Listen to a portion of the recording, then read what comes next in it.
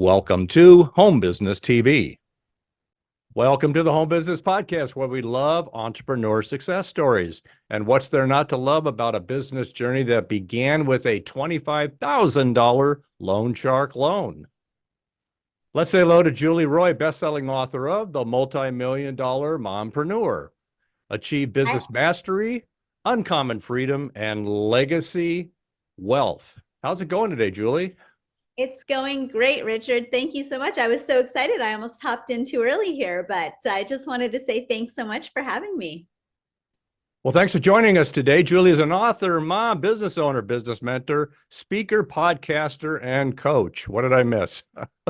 Julie Roy shares some key major takeaways from her journey to financial freedom and a fulfilling life while offering insights and concrete action items to help anyone striving to propel their business. Julie Roy, let's get to know you better. Whatever happened to this $25,000 loan shark loan? Did you get that paid off on time? We sure did. And it's always the highlight of our story. We had a $25,000 loan from a loan shark, which I actually found in the newspaper. So I'm like picking like driving around in a late model Cadillac with, shine shoes and I don't know. It was actually even worse than that. It was in a back alley in a purple door. And when we walked in, it was very Stephen King-ish, like the light hanging and the crickety desk, if you could imagine sort of this whole play out. And I actually had my husband, who was my boyfriend at the time, come with me because I was a little leery on the newspaper ad kind of thing. And when we got there, the man had said, oh, I'm glad you're here because, we needed a co-signer on this loan. And then he looked at Bo and said, I hope you love this girl because if she doesn't pay, you're going to be the collateral. So 30 Behind years the purple door. Wow, this is okay. This is for real. It's for real. Yeah, it was across McDonald's. Like you could just picture this whole thing, inner city, downtown. Yeah. Yeah, I'm glad I didn't go alone now. I forgot to mention we're both from flyover country you're in Nebraska. I'm doing this from the Twin Cities. So was this in Nebraska or? This was actually in Canada because I'm originally Canadian. Canada. Yeah. They're all nice up in Canada. So they would have just said, hey, would you mind paying your loan, like a year later? Yeah, I think that unfortunately the group we were involved in without knowing we were involved in probably wasn't as nice. So gladly got that loan paid in 12 months. It was my hyper focus of my first year of business and we made it and he's still here. We're still married 30 years later. So you look like a pretty big guy on the photo, so he could probably have taken on a couple of those loan sharks. But let's learn more about your journey as an author. What inspired you to write The Multi-Million Dollar Mompreneur? Yeah. So, Richard, I'd been thinking for quite some time about getting information to folks that is not accessible or, available to most folks. And so, after a lot of mentorship and a lot of time spent with sort of higher level business owners, we just found a lot of tips and tricks that saved us a ton of time. And I was like, I just wish I would have known what we know now then. So I just wanted to put it back out there. We believe in generosity, breeding our abundance. And so we just want to put it all back out there for everyone. Would it be great if we knew then what we know now? It saved me a lot of heartache and time. Sure. In The Multi-Million Dollar Mompreneur, you stress the importance of starting with the end in mind, whether it's launching a business or some other pursuit. Would you share your approach to setting ambitious yet achievable goals? Yeah, so I would say everyone should start with the end in mind or have a target, right? So in our book, we explain why targets are super important. I think it's like if you're a pilot and you have to fly to a destination, you can't just fly west, right? I heard that analogy a couple days ago. You got to have a checkoff list too. Yeah, you have to have a protocol. You have to have some operating systems, right? You have to have something to put you in the right direction. And so we just always start with that target in mind. And we always make that target really big and hairy and audacious because it's always something to look forward to rather than, completing targets. We like to just make sure it's a huge target to get to. So that's sort of what we do with everything. But for our business journey, it's worked really well for us to have that target. In the multi-million dollar mompreneur, you also place a priority on maximizing what you call return on life, ROL. How does that like tie into budgeting and managing your finances? Yeah, so return on life for us means that we're taking into lots of considerations, right? Not just monetary, but we do need to have a budget in mind to be able to make sure that the things that we want to do for us personally, professionally, as a family are all targeted, and that we're not just looking at it from a business point of view and a return on investment. We've kind of changed our mindset on what that return on investment should look like, and it includes more of a broader return on life. You describe yourself as a multi-million dollar mama. How is being a mother integral to your sense of identity as a businesswoman? Yeah, so I had 4 children in 6 years at the very beginning of my business journey. And so I have been a mompreneur basically since day one. And I think it has shaped me in the sense of what values, mission, our core values, all of the things that our why, right, is highly integrated with the kids. They've been part of our business. They work in our business. They've worked, flipping schools on the weekend and doing all the things. And so I think it's really important from the mompreneur side to just really understand that family can have a place in the business. It doesn't have to be separated, from your mompreneurship journey. How do your kids like, being involved with the business? They ever give any good ideas or inspirations from that? They do actually. Just a couple of weeks ago, I was mentioning something to my oldest son. He's now 20, and I couldn't get around an issue, like a business issue. And he just came in the room and was like, "Oh, just do this."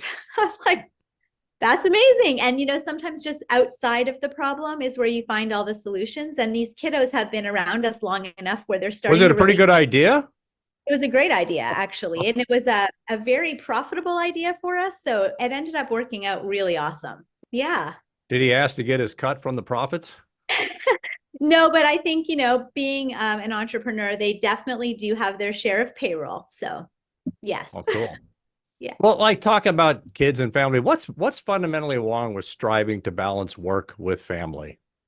Well, I don't think there's a balance. I mean, I think that just doesn't exist. I think the great part about being an entrepreneur is the flexibility. And so we always strive for harmony rather than balance.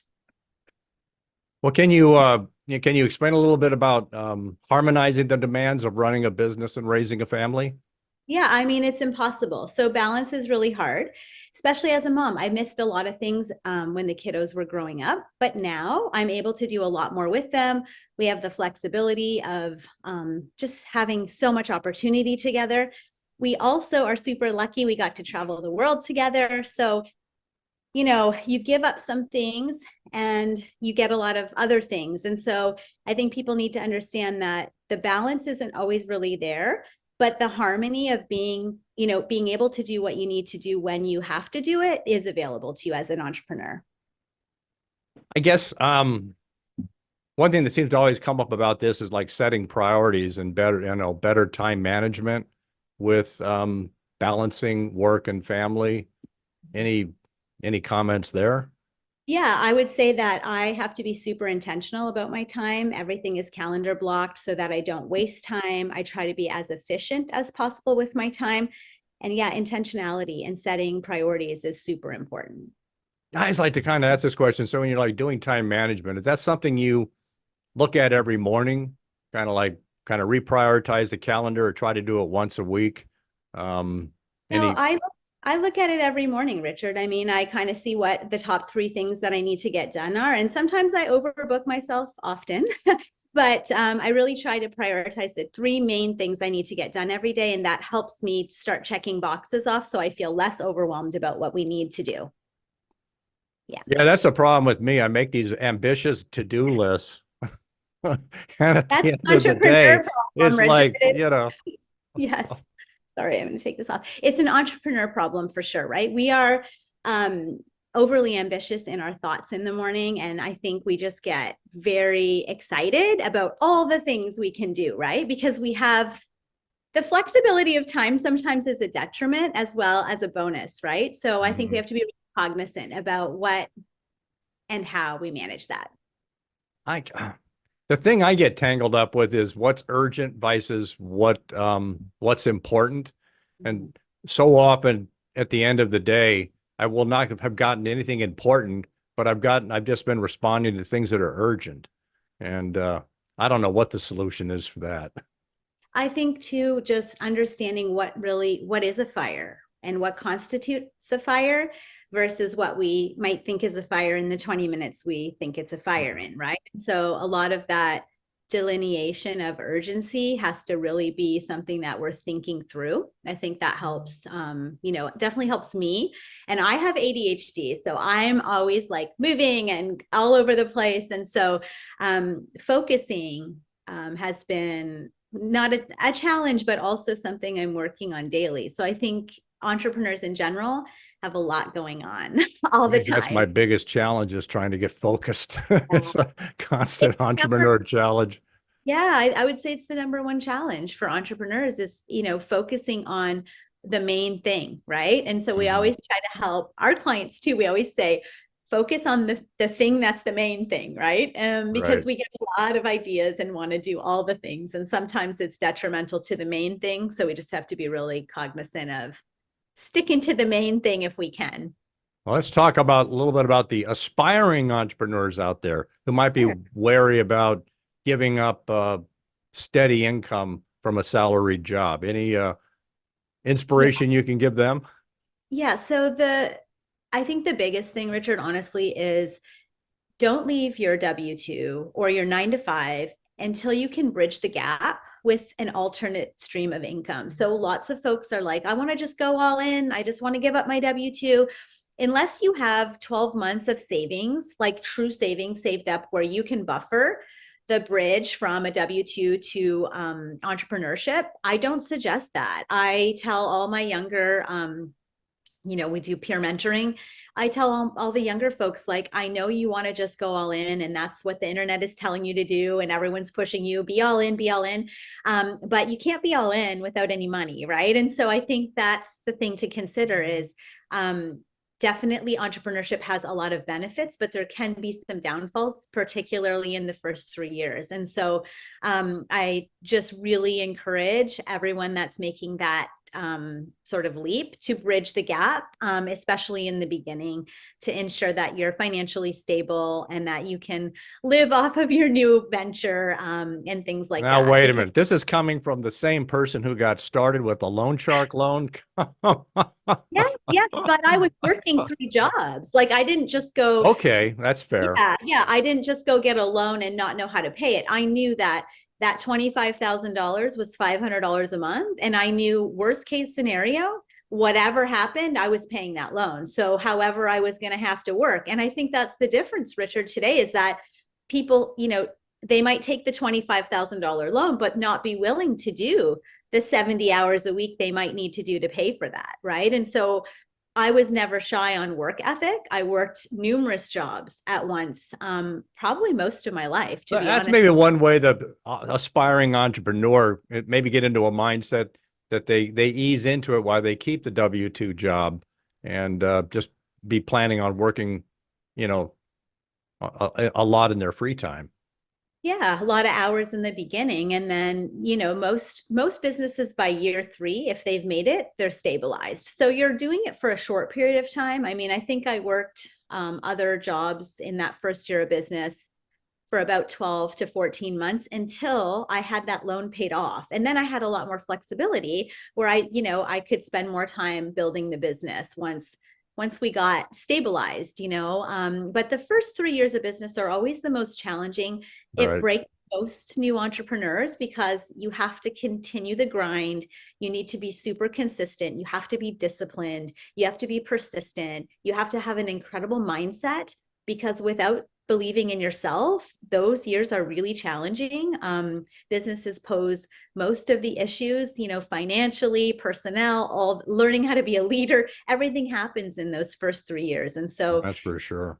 Really important. Same thing happens again when you go to scale, right? Then you come up with all these new breakpoints and new issues. So, but for new entrepreneurs, I would say Yeah, like don't just leave your day job without a plan B, because sometimes businesses don't work out. I've done businesses that haven't worked out, I right? think Or most of the time they don't. right. I If you mean, look at it statistically. Well, one thing the aspiring entrepreneur needs to always work on, anyone in business, is networking. Do you have any advice for how to cultivate those connections?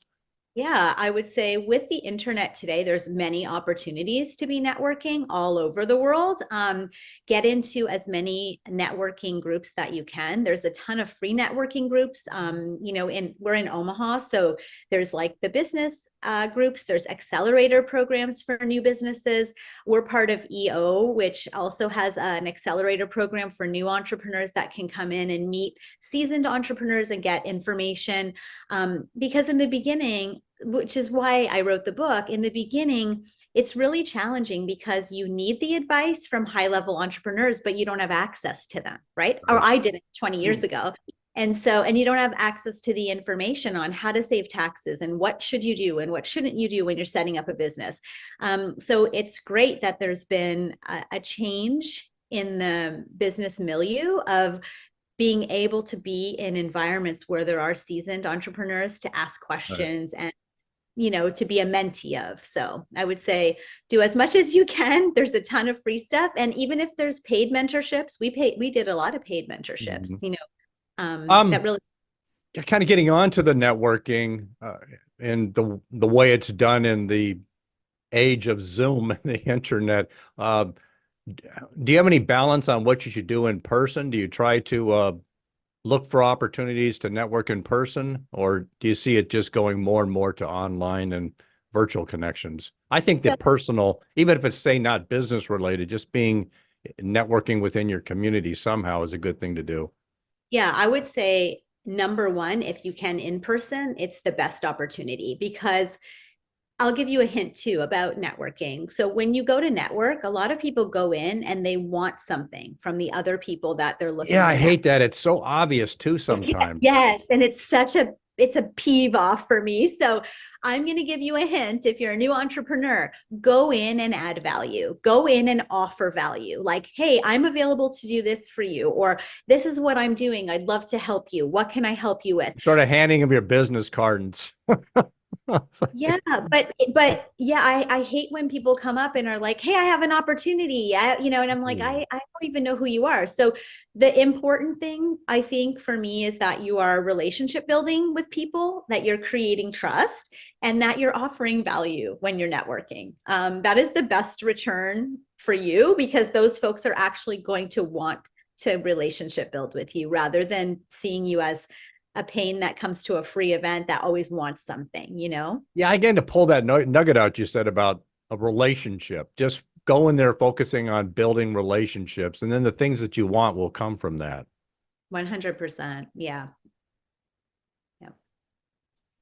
Well, Julie, what's one thing you'd like people to take away from the Multi-Million Dollar Mompreneur, and any advice on where they can order the book? Sure. So the books can be ordered anywhere that you buy books right now. So it's on Barnes and Nobles, Walmart, I don't know, Amazon, all the places that you buy books. In terms of, And it's uh, also in print and online. yes, I was just going to say there's a Kindle version as well. So you can use either version, however you like to read. We don't have an Audible yet, but that is in the works. Cool. It looks like you're covering all the bases. And I think one thing, just being online and selling today, is to be diversified, not lock into one place. And looks like you're covering a lot of venues. So that is good to hear. Well, I always like to ask this question as we get towards the end of the podcast. What is one thing a podcast listener can do tomorrow morning to be a better mompreneur or entrepreneur? I think just start, number one, and two, set a target. Set a big target that you're willing to work for to achieve. And if you do that tomorrow morning, then you have a path to start, making that way to your goal as an entrepreneur. I think those are the two things I would suggest, and open a bank account, hopefully, as well. Open a bank account with money. With money, yeah, make sure that you have that bridge and get moving, yeah, and just start. get Mhm. started, and things will start falling into place. Where we reach the end of our multi-million dollar mompreneur journey here on the Home Business Podcast. Are there any final points you'd like to share, Julie? No, just I think the only thing I would like to leave the listeners with is that one, I'm super thankful and grateful to be on here today. So thanks for that, Richard. And I just want to let everyone know that I am no different than any of you. I started my entrepreneurial journey with nothing. There's not a certain specific person or personality or, you can just be you and do what you love, and it's just open for you. Just open your mindset, be open to new ideas. Everyone can do it if they put their mind to it. And so I just want to make sure that everyone knows that I didn't do anything, or I'm not anything that anyone listening is not. Yeah, I think there's no secret sauce to it. It just get out and find your niche. Well, Yeah, Julie and Roy, thanks for joining us today on the Home Business Podcast. thank you so much, Richard, for having me, and thanks to all the listeners, and hopefully we'll see you again soon.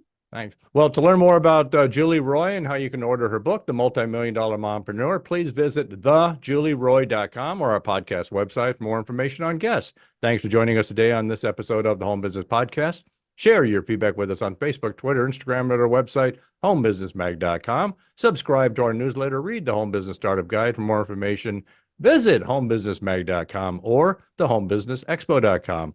I'm Richard Captain Anderson saying anchors away. We'll talk with you soon. Until then, make it a great home base mompreneur or entrepreneur day.